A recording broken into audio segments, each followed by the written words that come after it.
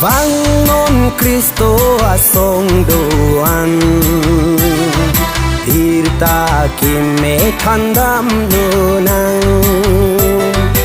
isia por pedam bom lang em thu asok pangrum lunang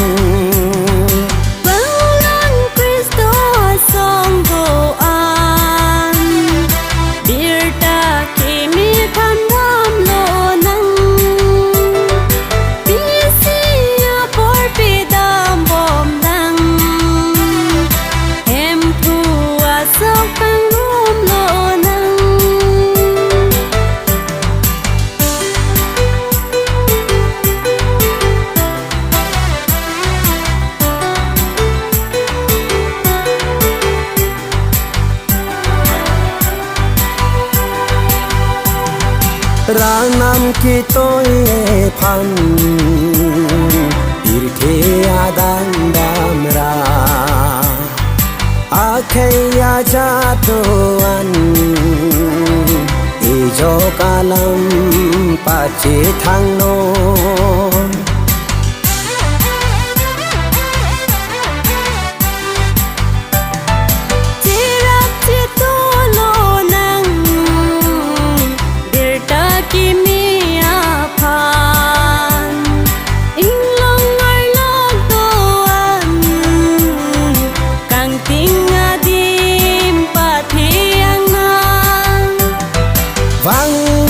Cristo asong doan hirta kimme thandam lunang isia por pedam bom lang em thu asok pangrum lunang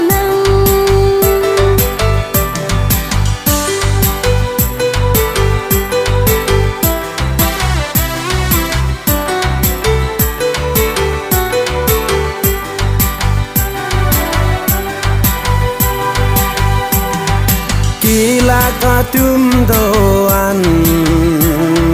Jisu atung wang no Apor duun ako Jisu along cepa chong non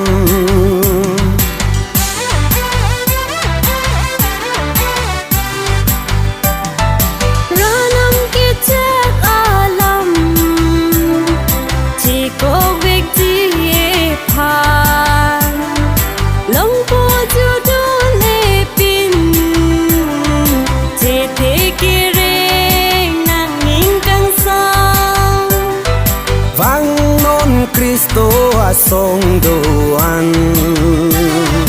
hirta kimme thandam lunang isia por pedam bom lang em thu asok pangrum lunang